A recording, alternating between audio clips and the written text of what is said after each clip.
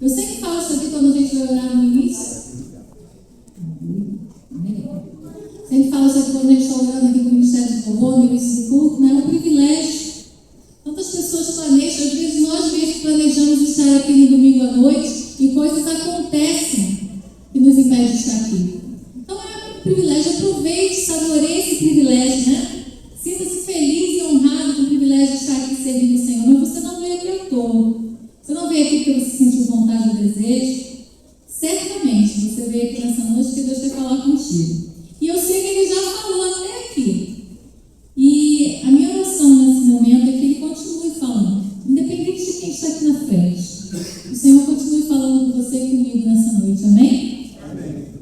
E essa noite eu queria conversar um pouquinho com os irmãos sobre fé, obediência e provisão. 3 palavras muito importantes e pesadas se nós pensarmos, né? Fé, apesar de pequena, é uma palavra grande. Obediência, uma palavra que ecoa dentro da gente. E provisão, é aquilo que nós esperamos do Senhor em todo o tempo, amém? E nós vamos ler no livro de 2 Reis, capítulo 4, versículo 1. Eu acho que eu tenho um texto aqui, né? Esse texto eu acho que está na NAA, eu acho. Vamos ler todos juntos? Certa mulher, viúva de um dos discípulos dos profetas, clamou a Eliseu dizendo: o meu marido, seu servo, está morto. E o Senhor sabe que esse seu servo temia o Senhor Deus. Mas veio o credor para levar os meus 2 filhos como escravos. Eliseu perguntou à mulher: o que posso? Diga-me o que é que você tem em casa. Ela respondeu: esta sua serva não tem nada em casa, a não ser um jarro de azeite. Então Eliseu disse: vasilhas a todos os seus vizinhos. Vasilhas vazias, muitas vasilhas. Depois entre em casa, feche a porta atrás de você e dos seus filhos e derrama azeite em todas aquelas vasilhas. Põe à parte as que forem ficando cheias. A mulher foi embora dali, fechou a porta atrás de si e dos seus filhos. Estes lhe passaram as vasilhas e ela as enchia. Quando todas estavam cheias, ela disse a um dos filhos: traga-me mais uma vasilha. Mas ele respondeu: não há mais vasilha nenhuma. E o azeite? Então ela foi e contou ao homem de Deus. Ele disse: vá, venda o azeite e pague a sua dívida, e você e seus filhos vivam do que sobrar. Esse texto é muito conhecido, né, irmãos? Muito conhecido. E é a história da viúva. E a Bíblia cita aqui, né, a viúva, sempre a viúva, e ela não é sequer identificada. Mas, historicamente, né, é falado que, a partir dos historiadores e a tradição judaica, identifica essa mulher como esposa de Obadias. Obadias era mordomo do palácio do rei Acabe e de Jezabel. Nesse momento, especificamente, Jezabel queria matar os profetas. A gente pode ver essa referência em 1 Reis 18. Acho que é isso? 1 Reis 18. E Jezabel queria matar os profetas. Por quê? Porque os profetas eram a voz de Deus naquele momento. Era através deles que as pessoas ouviam a Deus. Eram eles que eram os intermediários para que Deus falasse naquele momento. Jezabel queria cessar a voz de Deus. Acabe, né, o rei, também compactuava com essas maldades, né, que Jezabel fazia. Porém, o Obadias e seu mordomo, apesar de conviver com eles, tinha o temor do Senhor. Ele temia o Senhor. E por temer o Senhor, e nessa ocasião, ele conseguiu salvar, né, esconder de Jezabel 100 profetas. 50 em cada gavéria. E a Bíblia diz que, além de esconder os profetas, ele sustentou e deu de beber a esses profetas durante algum tempo. Então, por causa dele, os profetas foram salvos. Então, por isso, quando ela cita que meu servo, teu servo, meu marido, ela fala com Eliseu como se ele o conhecesse de perto. E era importante entender que ele não estava falando com qualquer um, era alguém conhecido. O cenário da viúva nesse momento. A crise da viúva, além de ser uma dívida, era em 3 áreas que cercavam sem deixar saída. Primeira área da crise que ela sofria naquele momento, na área financeira. O marido tinha deixado para ela uma dívida e tinha morrido. Então ela tinha um problema financeiro muito difícil de ser solucionado. E nós vimos por que era difícil de ser solucionado. O segunda instância da sua crise era familiar. A ameaça real e legal dos credores de levar seus próprios filhos como escravos. Naquela época não chegava cartinha no correio, não ligava aqueles números que ligam para a gente o dia inteiro, de cobranças, e as cobranças eram feitas de forma diferente, Eram na porta da casa. Os credores iam lá e batiam para cobrar as dívidas, e muitas vezes, quando não tinham que se pagar, levava-se como escravo. E aquela viúva estava sofrendo nesse momento essa crise.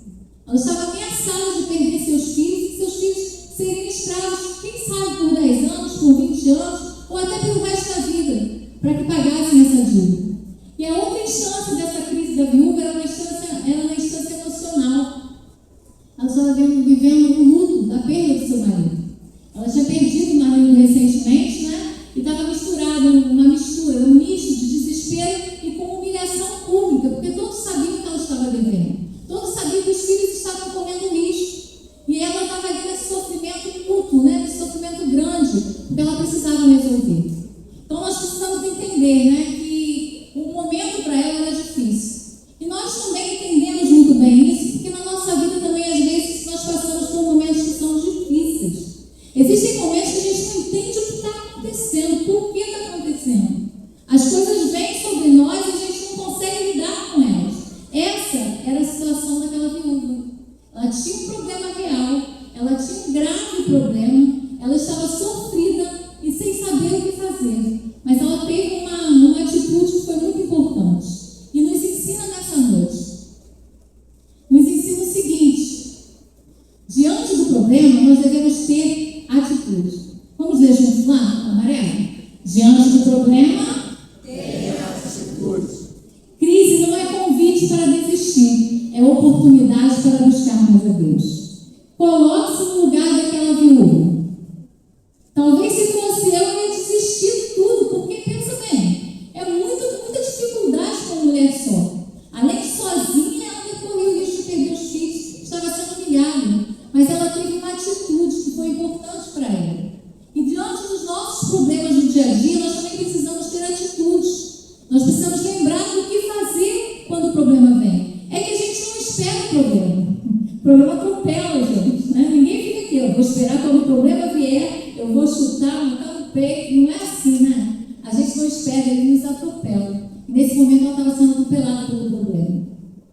E nós precisamos entender isso. E diante do problema nós precisamos ter atitude, assim como ela teve. A atitude que ela teve foi procurar aquele homem de Deus. Foi procurar o profeta.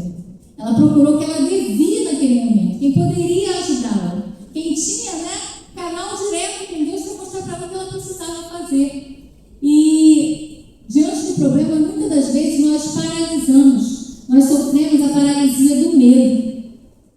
E o medo que nos paralisa nos faz lamentar sobre a própria sorte. Aquela viúva naquele momento estava lamentando sobre a sua própria sorte e sobre o seu luto. Ela estava sofrendo com aquilo. Uma das coisas que ela podia ter feito também era culpar o seu marido. Afinal, o cidadão fez uma grande dívida. Claro, tinha bons motivos.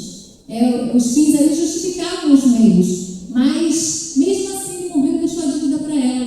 Ela podia estar ali falando o tempo todo, se lamentando que o marido, além de morrer, deixou uma dívida. E ela que correu o risco de entregar os filhos como escravo. Ela também podia estar sofrendo, falando, se lamentando o tempo todo porque seus filhos seriam escravos. Ela podia estar ali lambendo as suas feridas, como muitas das vezes nós fazemos. Ai, que palavra feia, que frase ruim, Mas nossos feridos, nos lamentamos daquilo que está acontecendo, nos lamentamos por que aquilo está acontecendo e esquecemos de ter a atitude que ela teve. A atitude que ela teve foi a atitude da fé. Uma dívida que ela não podia quitar, credores ameaçadores, e mesmo tendo um marido que temia o Senhor, que havia sido instrumento de Deus para salvar os profetas, ela não sabia o que fazer porque não tinha os recursos necessários. E às vezes nós passamos por esse mesmo problema. Às vezes nós não temos os recursos necessários para resolver os nossos problemas. Mas ela recorreu ao profeta, e nós temos que lembrar que os profetas naquela época eram aqueles que faziam, a mediação. E Eliseu era um homem de Deus que tinha um currículo extenso.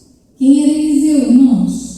Eliseu era o cara da época, Eliseu tinha feito flutuar a machado, Eliseu tinha feito uma série de previsões, de falas, que eram do Senhor, e todo mundo sabia disso. E eu estou andando com o slide, Então Eliseu estava ali e ela sabia que ele era a pessoa que poderia ajudar. E como eu falei, ela não era qualquer um, ela era conhecida. Ela sabia que ao chegar perto de Eliseu, ele também teria uma atitude e ele a ajudaria. E com isso nós aprendemos uma segunda lição. Deus usa o que você tem. Deus usa o que você tem. Aos olhos da viúva, ela não tinha nada. Ela achava que não tinha nada. E quando Eliseu pergunta a ela, o que você tem? Ela responde, não tenho nada. Só uma botija de azeite. Só uma botija de azeite. Só que azeite não era qualquer coisa naquela época. O azeite de oliva não era apenas um alimento, mas uma moeda de troca, valiosa, um produto de exportação essencial para a economia de Israel. Valia dinheiro, gente, valia. Tinha valor, que para ela também era necessário. Mas ela olhou para aquilo que ela não tinha e deixou de enxergar o pouco que ela tinha, que também era valioso.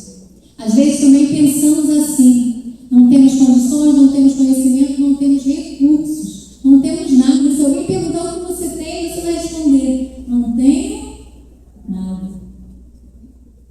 Não tenho condições, não tenho recursos, não sei o que fazer. Mas Deus pode começar o milagre com aquilo que já está nas nossas mãos. Deus pode começar o milagre com aquilo que você tem, que parece pouco, que você talvez nem perceba que tem. E Deus pode fazer a partir do que você tem. Deus pode fazer até do nada, vamos combinar, Deus é Deus. Mas aquilo que está na sua mão, Deus pode usar para fazer acontecer na sua vida aquilo que você precisa. Aquilo que está na sua casa guardado, talvez você não tenha, não dê muito valor, Deus pode usar, começar a usar para fazer o seu milagre. E nós podemos entender isso, que ela tinha alguma coisa, mas que ela naquele momento achava que era pouco, que não tinha muito valor.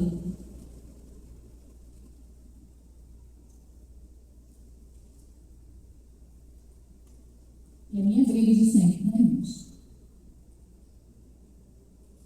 É isso mesmo. Deus usa o que você tem. O profeta não pediu azeite, ele pediu vasilhas. Eu aprendo que o milagre é com ele. Ele sempre tem, ele é o dono do milagre. O milagre é sempre com ele. Às vezes nós queremos antecipar e fazer alguma coisa, dar uma ajudinha para o Senhor, para que ele possa realizar um milagre na nossa vida. Mas eu preciso compreender que o milagre é com ele. O milagre é sempre com Deus. A nossa parte é a entrega, a disponibilidade, a fé em ação e as nossas vasilhas vazias. E com Deus, a parte de Deus é o sobrenatural, a provisão sobre aquilo que nós necessitamos, o milagre que nós precisamos, sobre o milagre inexplicável que às vezes nós não sabemos como isso vai acontecer. O azeite que não acaba. Foi isso que aconteceu na vida dela naquele dia. Muitas eram as dificuldades, mas ela creu que podia acontecer. E de uma forma que ela não tinha como prever. Mas como ela colocou à disposição, ela se colocou à disposição, ela entregou e ela colocou a fé em ação, coisas aconteceriam a partir dali. E assim é na nossa vida. Quando nós nos disponibilizamos a deixar de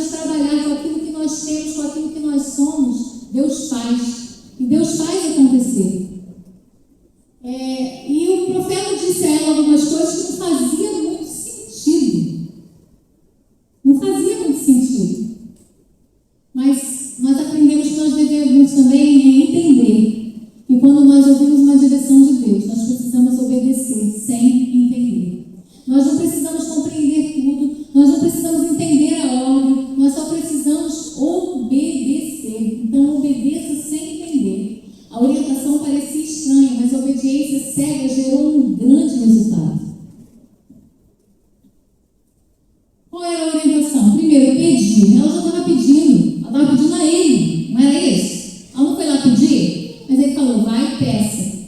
Peça o quê, irmãos? Vasilhas. Busque vasilhas vazias com seus vizinhos. Entre. Recolhe-se em casa com seus filhos. Fecha a porta para o mundo e o ruído externo. E derrame. Haja pela fé derramando o azeite.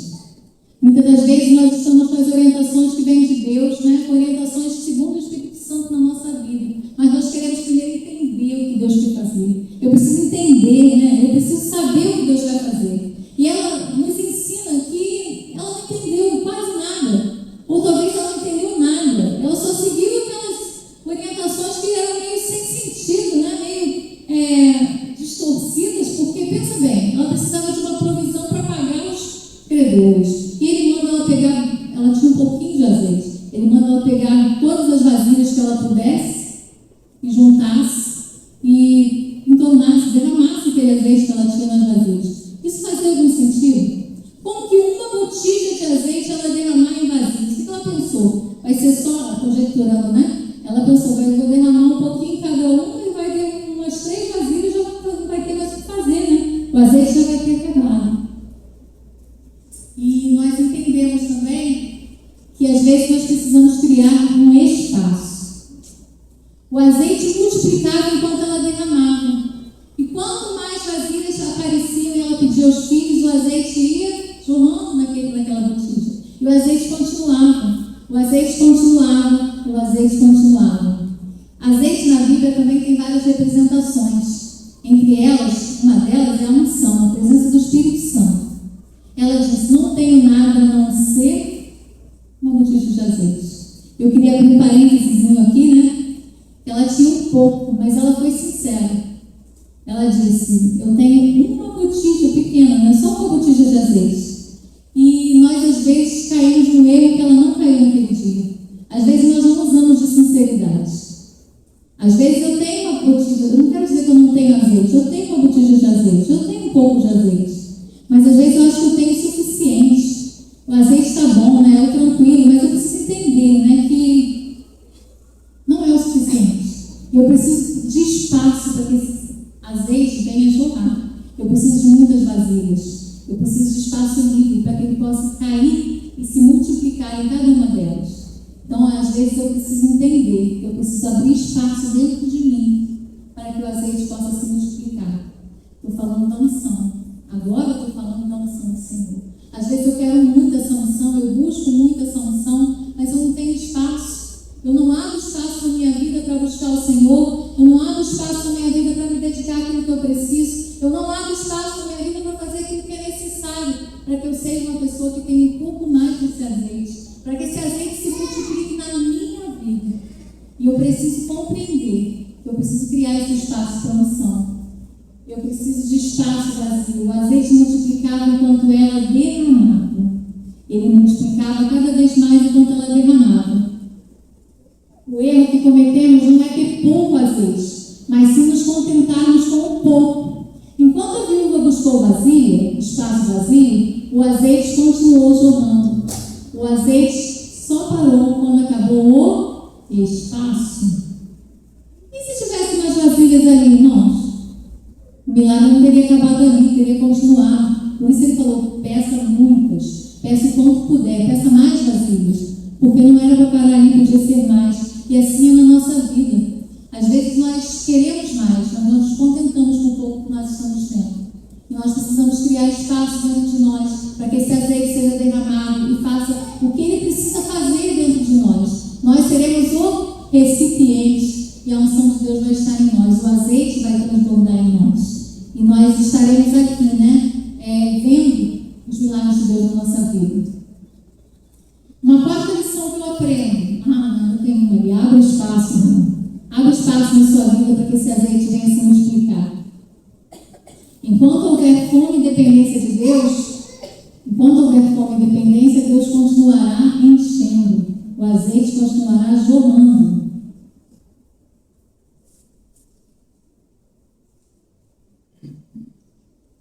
Administre a bênção. Às vezes nós lutamos muito para ter um derrame de azeite na nossa vida, né? O Senhor realizar um milagre na nossa vida, e nós oramos, nós lutamos, jejuamos, choramos, né? Esperando que esse milagre aconteça. E Deus é Deus, Deus é bom, Deus é maravilhoso, o milagre acontece. Mas muitas das vezes eu não sei administrar o milagre que Deus fez na minha vida. Às vezes eu queria tanto milagre que quando ele chega eu não sei o que fazer, eu não tenho mais o que querer, eu não tenho mais pelo que chorar, pelo que orar, pelo que jejuar, eu consegui aquilo que eu queria. E eu preciso compreender nessa noite que eu preciso administrar a bênção que Deus coloca na minha mão. Eu preciso administrar o azeite que o Senhor fez multiplicar. Eu preciso administrar aquilo que o Senhor tem feito na minha vida. Os filhos seriam levados como escravos, trabalhariam por anos, né? Quem sabe por décadas, ou a vida inteira, quem sabe. Sobre a palavra do profeta, que era o mensageiro de Deus, o milagre aconteceu, mas ela ainda não sabia bem o que estava acontecendo. Voltou e informou o profeta que havia acabado as vasilhas. E ele disse: vai, paga a sua dívida e vive o resto. Não era só o valor que ela precisava para pagar aquela dívida, mas além disso, o que ela conseguiu naquele milagre era o suficiente para ela viver com seus filhos depois do milagre. Ela precisava administrar aquilo que Deus fez na vida dela. E nós precisamos entender que às vezes nós precisamos administrar aquilo que Deus tem feito. Nós precisamos administrar a bênção que Deus coloca na nossa mão. Nós precisamos administrar aquilo que nós temos solicitado tanto a Deus. E quando chega, eu não sei bem o que fazer. O que fazer com a bênção que Deus me deu?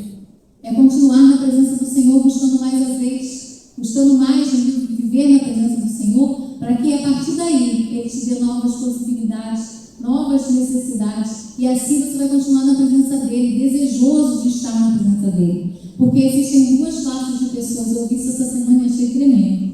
Existem duas classes de crentes cristãos. Aquele que conta os milagres, que ouviu falar de todos os milagres e reproduz isso, compartilha todos os milagres. E existe outra classe de cristão que vive os milagres. Que classe que eu quero fazer parte?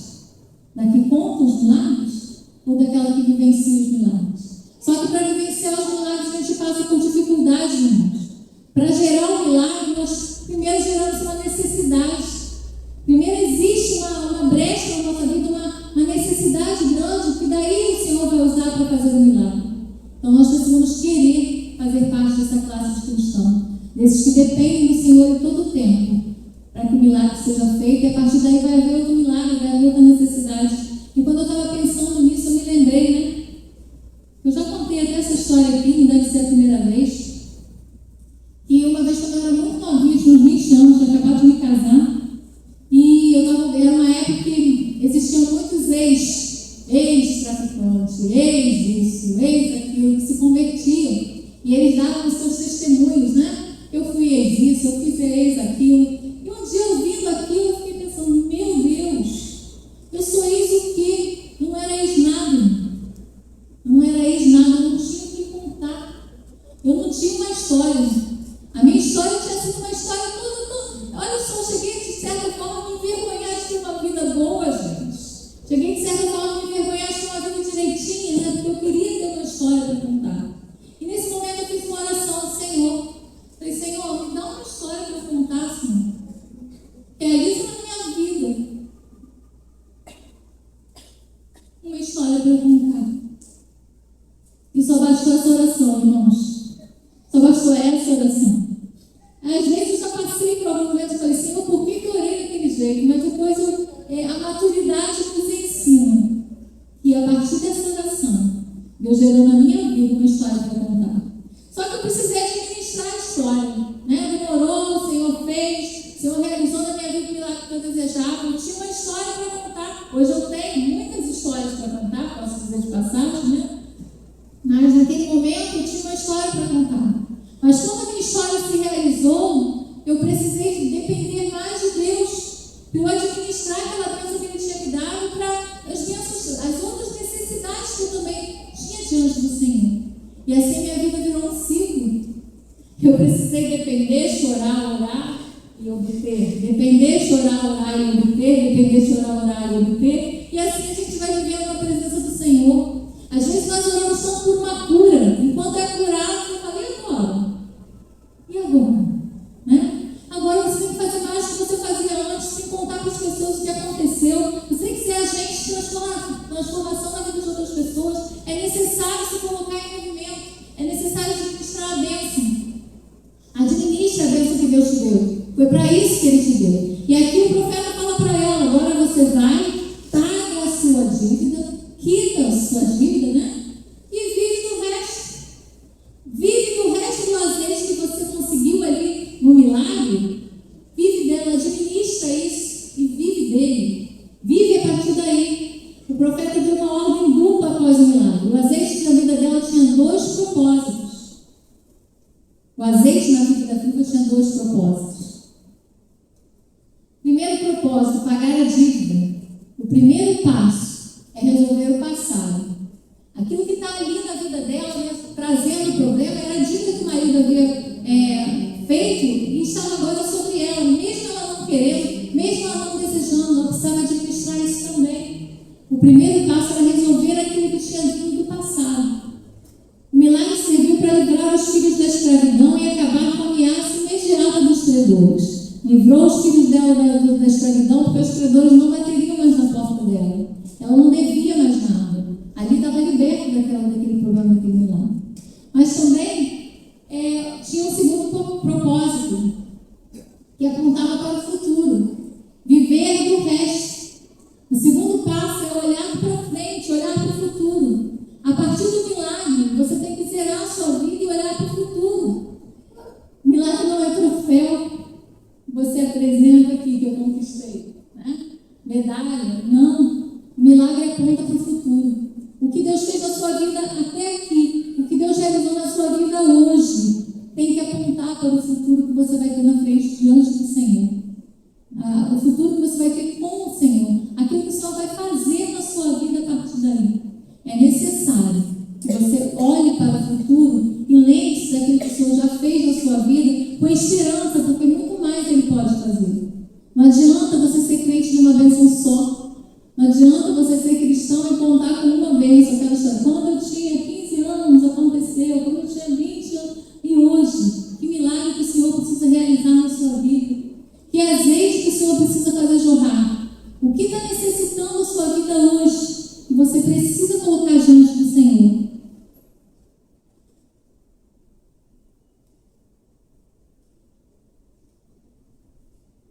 Deus transforma um pouco em infinitamente mais do que precisamos. A provisão de Deus não anula a nossa responsabilidade sobre aquilo que Ele colocou na nossa mão. Deus proveu o azeite, mas ela era responsável pelo que ia fazer a partir daí. A bênção que chega requer de nós sabedoria para permanecer. Infelizmente, existem pessoas que passam por situações, dependem de Deus, sabem o caminho de como pedir, do que fazer, sabem como alcançar, sabem esperar, que é o mais difícil quando você está numa situação, né? Esperar a bênção do Senhor. Mas, infelizmente, quando a bênção chega, você não tem sabedoria para administrar. Você não tem sabedoria para que a bênção permaneça na sua vida. É necessário que você tenha sabedoria para que você tenha a bênção na sua mão e ela seja mais uma que você vai ter daqui para frente. Então você precisa ter essa sabedoria para que essa bênção permaneça na sua vida.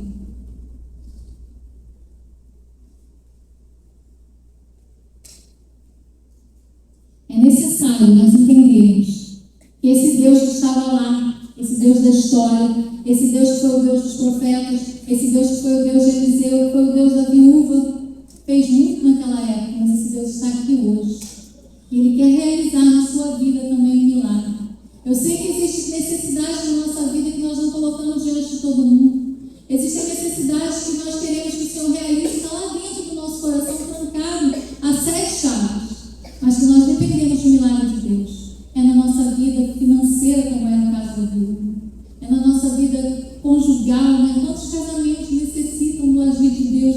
Quantas vezes no nosso casamento nós necessitamos do agir de Deus? Às vezes é na área da sua saúde que você precisa de um realizar, precisa de um transbordar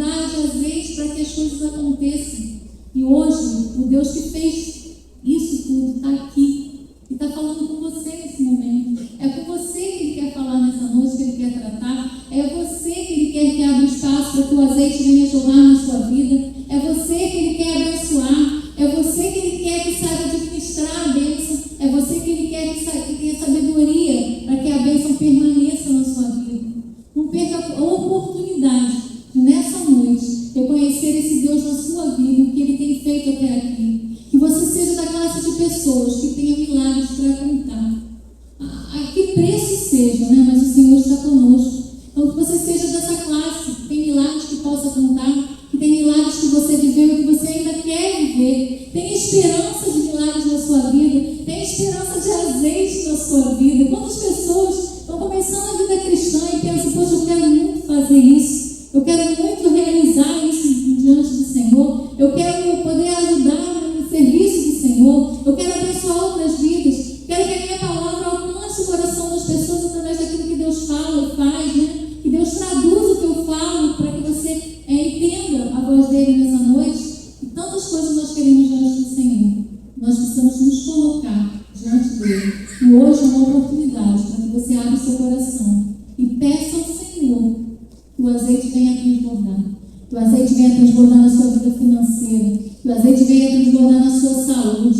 Que o azeite venha transbordar no seu trabalho que você necessita. Na porta que você precisa que seja aberta. Na porta que você precisa que seja fechada, né? No seu casamento, né? Na sua relação com seus filhos, né? Naquele seu filho que precisa voltar para Jesus ou que ainda não conhece Jesus. Quanto milagre nós precisamos e carecemos. Mas nós precisamos nos colocar diante de Deus para que Ele possa realizar aquilo que realizou lá também. Então, entre da sua casa, feche a sua porta, abra espaço, né? Crie espaço para que o azeite transborde. Que essa noite você possa ter compreendido aquilo que o Senhor quis falar comigo e contigo, em nome de Jesus.